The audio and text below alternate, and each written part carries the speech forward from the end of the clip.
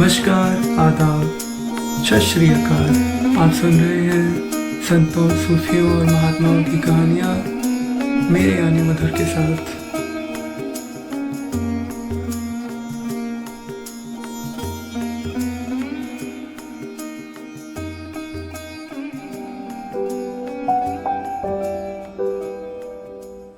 परम भक्त मीराबाई के अनूठे प्रेम और निराली भक्ति की क्या महिमा की जावे कि जिसका दृष्टांत अब तक हिंदुस्तान भर में दिया जाता है।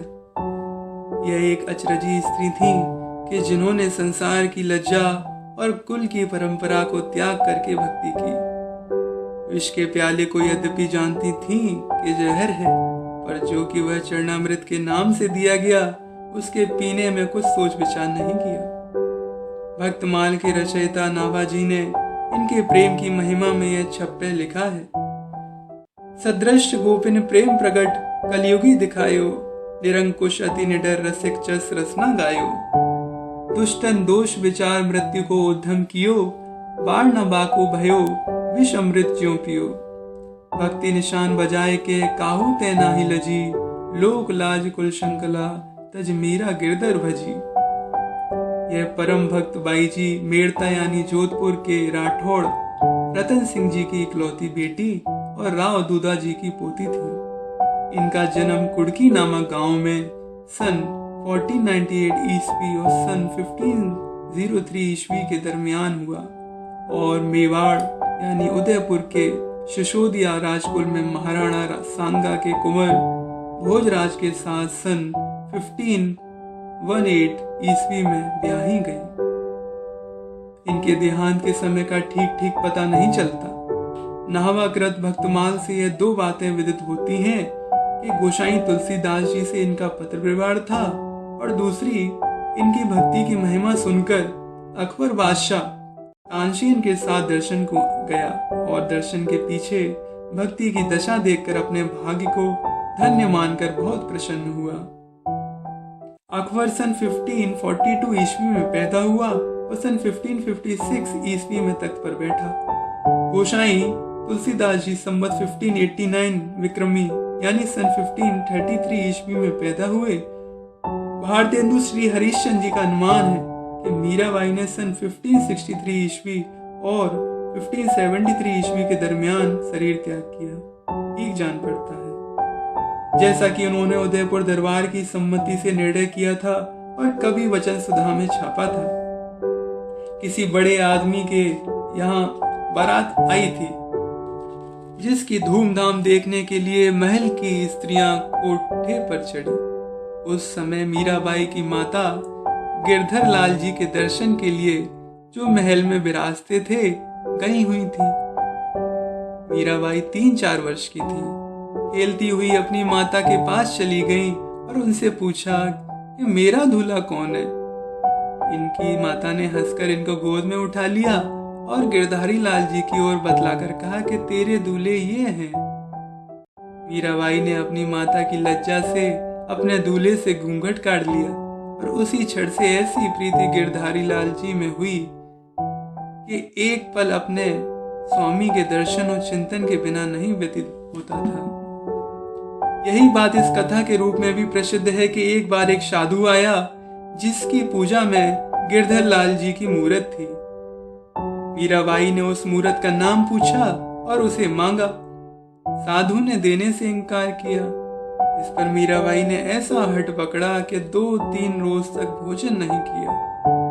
तो माता पिता ने उस साधु को बहुत कुछ देकर राजी करना चाहा, परंतु साधु बोला कि हम अपने इष्ट देव से कदापि अलग न होंगे। रात को मूर्त ने साधु को स्वप्न दिया कि यदि तुम अपना भला चाहते हो तो हमको उस लड़की के पास रहने दो। बेचारे साधु ने सवेरे होते ही गिरधर लाल जी की मूर्त को मीराबाई के पिता के घर पहुंचा दिया। एक और कथा के अनुसार मीराबाई पिछले जन्म में श्री कृष्णचंद्र की सखियों में से थीं, जिनकी प्रचंड भक्ति से प्रसन्न होकर भगवान ने वर दिया था कि कलयुग में हम निज रूप से तुम्हारे पति होंगे, जिसका इशारा मीराबाई ने इन कड़ियों में किया है। बहुत दिना पे प्रीतम पायो, बिछड़न को मोहे डर रे, मीरा कहे अति ने जुड़ायो, मैं लियो पुरबलो बल रे। गिरधर लाल जी की प्रीति दृढ़ हो जाने के पीछे माता पिता ने चित्तौड़ के राजा के बेटे के साथ मीराबाई का विवाह कर दिया। बारात बड़ी भारी आई। जब राणा के बेटे के साथ भांवरी होने लगी तो मीराबाई जी ने अपनी भांवरी गिरधर लाल जी के साथ करती थी। जब माता पिता से ने विदा की तैयारी की तो मीराबाई गिरधर लाल जी के वियोग को न सहन कर सकी और अत्यंत विकल होकर रोते रोते बेसुध हो गई। माँ बाप ने प्यार से कहा कि अब कुछ तैयार है, सब कुछ तैयार है, जो तुमको अच्छा लगे सो ले जाओ। मीराबाई ने कहा कि जो हमको जिलाना चाहो तो गिरधर लाल जी को दे दो। माता पिता को मीराबाई बहुत प्यारी थी।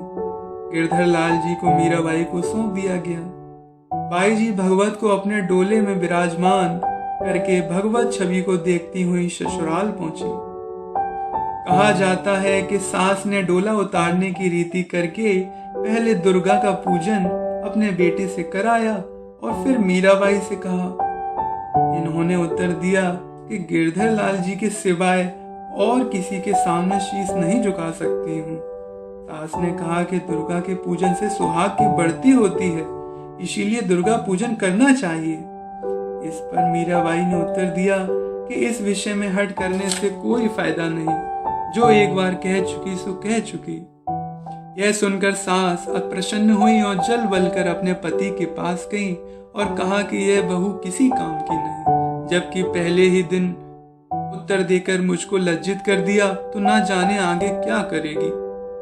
राणा यह बात सुनकर महाक्रोध में भरकर मारने को उद्यत हुआ, परंतु अपनी स्त्री के कहने से रुक गया। ब्याह होने से 10 वर्ष के भीतर इनके पति का देहांत हो गया। इनको इसका विशेष शोक नहीं हुआ। भगवत भजन में ज्यादा चित्त लगाकर भक्ति में तत्पर हुई और रैदास जी को अपना गुरु धारण किया, जिसके प्रमाण में मीराबाई की कुछ कड़ियां नीचे दी जाती हैं। रैदास संत मिले मोहि सतगुर, दीनी सुरत सहदानी। गुरु मिलिया रैदास जी, दीनी ज्ञान की गुटकी। गुरु रैदास मिले मोहि पूरे, धुर से कलम भिड़ी। मीरा ने गोविंद मिलिया जी, गुरु मिलिया रैदास। जब मीराबाई विधवा हो गई और भगवत भजन और साधु सेवा बेधड़क निरंतर करने लगी तो इनके देवर महाराणा विक्रमाजीत को, जो अपने बड़े भाई महाराणा रतन सिंह के बाद चित्तौड़ की राजगद्दी पर बैठे थे, इनके यहाँ साधुओं की भीड़भाड़ का लगा रहना ना सुहाया और 2 भरोसे की सहेलियों चंपा और चमेली को इनके पास तैनात किया गया कि इनको समझाती और साधुओं के पास बैठने से रोकती रहे। पर मीराबाई के संग के प्रताप से थोड़े ही दिनों में उन पर भी भक्ति का रंग चढ़ गया और मीराबाई की सहायक बन गई। यही दशा और सहेलियों और दासियों की हुई, जो मीराबाई को बरजने और इन पर चौकसी रखने के काम पर नियत की गई। अंत को राणा ने यह कठिन काम अपनी सगी बहन उदाबाई, जो मीराबाई की ननद थी, को सौंपा और वह कुछ समय तक अपना काम बड़ी तनदेही से अंजाम देती रही। दिन में कई बार मीराबाई के महल में जाकर इनको हर तरह से समझाती रही कि भाभी, तू बड़े घर की बेटी है, कुछ ज्ञान में विवेक सीख, वैरागियों का संग छोड़ दे, इसमें दोनों कुल को कलंक लगता है। मीराबाई उत्तर देती कि सत्संग से करोड़ों जन्म के कलंक छूटते हैं। जिसको सत्संग प्यारा नहीं वह कलंकी है। हमारा तो सत्संग ही से जीवन है। थोड़े से पद जिसमें कुटुंबियों की कहा सुनी का वर्णन है, उनकी रचना में मिलते हैं, जिसमें उनकी सास तथा ननद उदाबाई मीरा जी को समझाती हैं, का प्रयास करती हैं और मीरा जी उन्हें। जब उदाबाई और अन्य लोगों के समझाने का भी कुछ असर मीराबाई पर नहीं हुआ तो राणा ने झुंझलाकर किसी सामंत की सलाह से मीराबाई के पास विष का कटोरा भगवत चरणामृत के नाम से भेजा।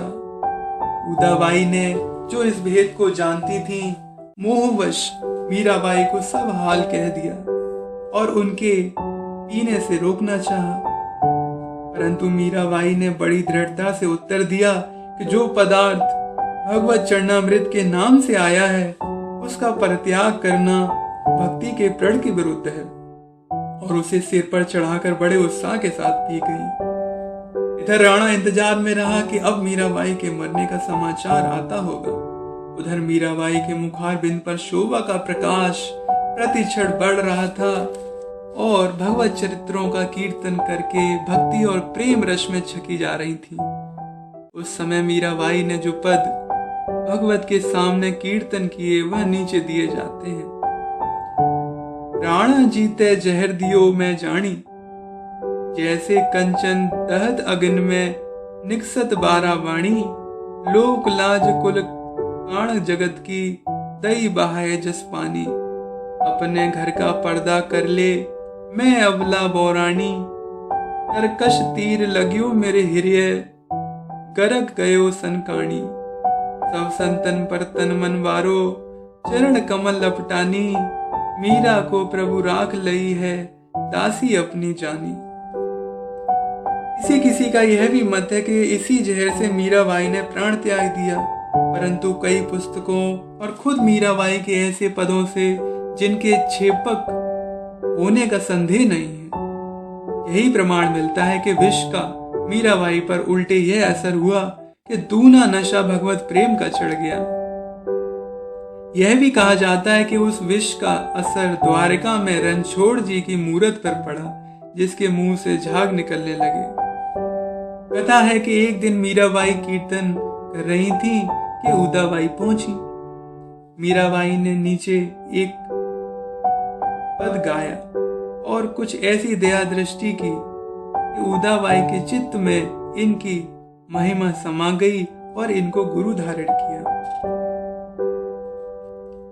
इसके बाद एक स्त्री ने राणा के सामने बीड़ा उठाया कि मैं मीराबाई को ठीक कर दूंगी, पर सामने आते ही मीराबाई ने कुछ ऐसी मौज की कि वह तन मन से इनकी दासी बन गई और राणा के महल का जाना छोड़ दिया। एक धूर्त कपटी साधु का भेष बनाकर मीराबाई के सामने आया और कहा कि गिरधर लाल जी की आज्ञा है कि मीराबाई जी को पुरुष के अंग संग का सुख दूं, इसीलिए मैं आया हूं। मीराबाई ने जवाब दिया कि गिरधर लाल जी की आज्ञा मेरे सिर ऊपर है, आप पहले भोजन प्रसाद करें जहां भगवत भक्तों की समाज हो रही थी। उस मकान के आंगन में मीराबाई ने पलंग बिछवाया और उस धूर्त साधु को बुलवाकर कहा कि पलंग पर पधारिए। किसी बात की लज्जा और भय नहीं करना चाहिए, क्योंकि गिरधर लाल जी की आज्ञा का पालन सर्वथा उचित है। यह बात सुनते ही वह धूर्त पीला पड़ गया और हृदय का अंधकार नाश होकर प्रकाश हो गया। मीराबाई के चरणों में गिर पड़ा। एक बार उदाबाई ने बड़ी दीनता और प्रेम से हट किया कि हमको गिरधर लाल जी का प्रत्यक्ष दर्शन करा दो। मीराबाई ने उनकी सच्ची अभिलाषा देखकर आज्ञा की कि चंपा चमेली आदि सहेलियों को लेकर गिरधर लाल जी की बहुनाई की सामग्री तैयार करो। जब सब भोग आदि ठीक हो गए तब मीराबाई उन लोगों के बीच में बैठ गईं और विरह और प्रेम के पद गाने लगी। जब कई घंटे मीराबाई को कीर्तन करते बीत गए और उनकी विरह वेकली असह हो गई, तो आधी रात को श्री कृष्ण महाराज ने साक्षात प्रकट होकर इनको गले लगा लिया और बोले कि तुम क्यों ऐसी अधीर हो गई। फिर सबके सामने मीराबाई के साथ भोजन करने लगे। पहरेदारों ने मर्द की आवाज सुनकर राजा को सोते से जगाकर खबर दी कि मीराबाई के महल में कोई मर्द आया है और उससे हंसी मजाक हो रहा है। राणा क्रोध में भरकर तलवार खींचे दौड़ा और महल में धंसकर इधर उधर ढूंढने लगा, और जब कोई पुरुष दिखाई न दिया तो खिसियाकर मीराबाई से पूछने लगा। मीराबाई बोली कि मेरे परम मित्र गिरधर लाल जी तो तुम्हारी आंखों के सामने विराजमान है, मुझसे क्या पूछते हो। राणा ने चारों ओर दृष्टि फैलाकर देखा, सिवाय प्रेमी स्त्रियों के कोई न देख पड़ा। थोड़ी देर पीछे पलंग पर बड़ा भयानक नरसिंह रूप दर्शा, जिसको देखते ही राणा थरथरा कर भूमि पर गिर पड़ा। फिर सुध आने पर यह कहता हुआ भागा कि हमारे कुलदेव एक लिंग जी हैं, उनका इष्ट क्यों नहीं धारण करती? तुम्हारे इष्ट की तो बड़ी डरावनी सूरत है। इन चमत्कारों को देखने पर भी राणा ने अपनी हट नहीं छोड़ी और एक दिन कई नागिन पिटारी में बंद करके मीराबाई के पास पूजा के फूल और हाल के नाम से भेजा। जब मीराबाई ने पिटारी को खोला तो शालिग्राम की मूरत और फूलों के सुगंधित हार निकले। जब फिर भी राणा उपाधि उठाता ही रहा और मीराबाई की भक्ति में विघ्न डालता रहा, तब मीराबाई ने घबराकर गोसाई तुलसीदास जी को यह पत्र लिखकर भेजा। श्री तुलसी सुख निधान दुख हरन गोसाई, 12 बार प्रणाम करूं अब हरू सुख समुदाई। घर के स्वजन हमारे जेते सवन उपाधि बढ़ाई, साधु संग और भजन करत मोहि देत कलेश महाई। बालपने में मीरा कीनी गिरधर लाल मिताई, सो तो अब छूटत नहीं क्यों हूं लगी लगन बरे आई। मेरे मात पिता के समहो हरि भक्तन सुखदाई, हमको कहा उचित करबो है सो लिखियो समझाई। इस पत्र के उत्तर में गोसाई तुलसीदास जी ने एक पत्र और एक सवैया लिखकर भेजा। जाके प्रिय ना राम विदेही, तजिए ताहे कोट बेरी सम यद्यपि परम स्नेही। तजियो पिता प्रहलाद विभीषण बंधु भरत मेहतारी, बलि गुरु तजियो कंत ब्रज वनिता भय सब मंगलकारी। ना तो नेह राम सो मनियत सुहृदय सुसेव्य जहालो, अंजन कहाल आंख जो फूटे बहुतक कहो कहाँ लो। तुलसी सो सब भांति परम हित पूज्य प्राण तो प्यारो, जासो होए सने राम पद ऐतो मतो हमारो।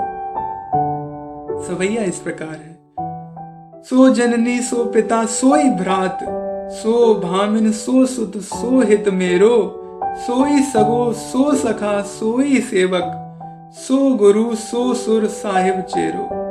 सो तुलसी प्रिय प्राण समान, कहाँ लो बताई कहूँ बहुतेरो। जो तज गेह को देह को नेह, सने सो राम को होए सवेरो। इस उत्तर के पाने पर मीराबाई ने चित्तौड़ छोड़ने का मंसूबा पक्का किया और उदाबाई को आज्ञा की कि तुम यहीं बनी रहो और आप गेरुआ वस्त्र पहनकर रात के समय चंपा चमेली आदि सेविकाओं के साथ निकल गई। वहां से चलकर मेड़ता को आई। यहाँ यह बड़े आदर सत्कार से रखी गई, परंतु साधुओं के आने जाने की थोड़ी बहुत देखभाल और रोक टोक यहाँ भी होती रही, जिसका इशारा उनके एक शब्द में पाया जाता है। मीराबाई का मन इस जगह भी न रचा और कुछ दिन पीछे वृंदावन को सिधारी। वृंदावन में साधुओं और भक्तों का दर्शन करती हुई मीराबाई जी गोसाई जी के स्थान पर उनके दर्शन को गई, परंतु जीव गोसाई जी ने इनको बाहर कहला भेजा कि हम स्त्रियों से नहीं मिलते। इस पर मीराबाई ने जवाब दिया कि वृंदावन में मैं सबको सखी रूप जानती थी और पुरुष केवल गिरधारी लाल जी को। सो आज मालूम हुआ कि इस ब्रज के और उस ब्रज राज के और भी पट्टेदार हैं। गोसाई जी यह सुनकर अति लज्जित हुए और नंगे पैर बाहर आकर मीराबाई को बड़े आदर और भाव से अपने स्थान में ले गए। उस समय वृंदावन में रहकर मीराबाई जी द्वारिका को गई और रणछोड़ जी के दर्शन और साधुओं की सेवा में मगन रहने लगी। जब से मीराबाई ने राणा का नगर और देश छोड़ा और वहां भगवत भक्तों का आना जाना बंद हुआ, उस पर बड़े संकट आए और विपत पर विपत उठाते रहे। तब उन लोगों को मीराबाई सरीखी भक्त की महिमा जान पड़ी कि भक्तों के चरण जहां पधारते हैं वहां कष्ट और उपाधि पास नहीं फटक सकते। तब मंत्रियों की सलाह से कई प्रतिष्ठित ब्राह्मणों को इनको लेवा लेने के लिए द्वारिका भेजा। ब्राह्मणों ने जब देखा कि मीराबाई के लौट चलने का मन नहीं है तो सबने धरना दिया कि जब आप चलेंगी तभी अन्न जल लेंगे। मीराबाई ने ब्राह्मणों से कहा कि मेरा निवास इस द्वारिका में रणछोड़ जी की कृपा से हुआ है, उनसे विदा हो जाऊं। वहां जाकर गिरधारी लाल जी के प्रेम में मगन होकर कई पद लिखे।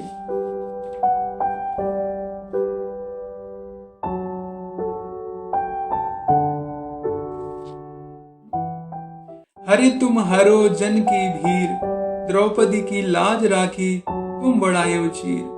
भक्त कारण रूप नर हरि धरियो आप शरीर, हिरण्य कश्यप मार लीनो धरियो नाग नाहिन धीर। बूढ़ते गजराज आँखियों कियो बाहर नीर, दास मीरा लाल गिरधर दुख जहां तह पीर। दूसरा पद इस प्रकार है। साजन सुध ज्यों जाने त्यों लीजे हो, तुम बिन मेरे और न कोई कृपा रावरी कीजे हो। दिवस न भूख रैन नहीं निंद्रायों, तन पल पल छीजे हो। मीरा कहे प्रभु गिरधर नागर, मिले विचुरन नहीं कीजे हो। भगवत मीराबाई की परम प्रीति देखकर अलग न कर सके और इनको अपने अंग में मिला लिया। जब बहुत देर हो गई तो ब्राह्मण ढूंढते हुए वहां पहुंचे तो मीराबाई को कहीं न देखा, परंतु साड़ी जो मीराबाई पहने हुए थी वह पीताम्बर की तरह भगवत के अंग पर लिपटी देखी। मीराबाई रणछोड़ जी में समा गई। नरसिंह जी का मायरा, गीत गोविंद की टीका, राम गोविंद और राग सोरठ ये 4 ग्रंथ मीराबाई के बनाए हुए कहे जाते हैं। मीराबाई की बानी में लोगों ने इनके पीछे जितनी मिलौनी की है और इनके नाम से अंट संट पद गढ़ लिए गए हैं, उतनी सिवा कबीर साहिब के दूसरे की वाणी की दुर्दशा नहीं हुई है। फर्क इतना है कि कबीर साहिब के नाम छेपक भजन उन पर कोई भारी दोष नहीं लगाते, परंतु मीराबाई के अनजान प्रशंसकों ने अनसमझता से जो पद मीराबाई के नाम से बनाए हैं उनसे मीराबाई पर दोष लगता है, क्योंकि मीराबाई के पति कुंवर भोजराज कभी राजगद्दी पर नहीं बैठे, वरन उनका अपने पिता महाराणा सांगा जी के सामने ही शरीर छूट गया था और सांगा जी के पीछे मीराबाई के 3 देवर एक के बाद एक गद्दी पर बैठे। इससे विदित है कि मीराबाई राणा की स्त्री नहीं कही जा सकती और यह असंभव है कि खुद मीराबाई ने अपने पदों में अपने को राणा की स्त्री करके लिखा हो। ऐसे पदों का गढ़ना जिनमें राणा को उनका पति बनाया है और उसके लिए मीरा के मुख में कटु वचन रखे हैं, मीराबाई को स्पष्ट गाली देना और पति द्रोही बनाना है। इस बात के मानने के लिए प्रमाण है कि मीराबाई अपने पति कुंवर भोजराज के जीवन समय में उनके साथ बड़े प्यार के साथ रही और उनको कभी अप्रसन्न नहीं किया। यह सब रगड़े झगड़े तो जब मचे जबकि मीराबाई विधवा होकर साधु सेवा और भक्ति भाव में खुल खेली।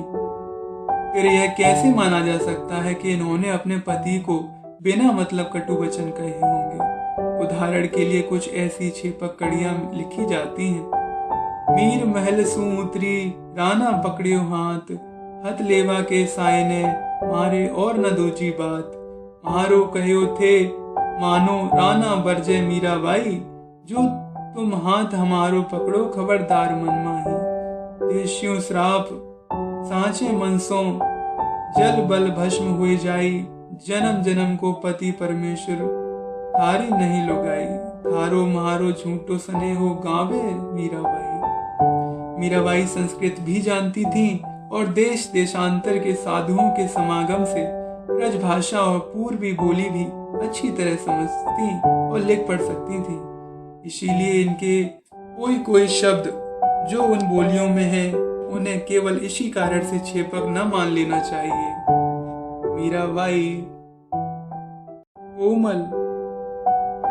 मीराबाई ने कोमल मधुर और प्रेम रस में पगे हुए कई पद लिखे। कहानी अगर पसंद आई हो तो वीडियो को लाइक करें, दोस्तों के साथ शेयर करें, चैनल को सब्सक्राइब करें ताकि आगे आने वाली कहानियों से आप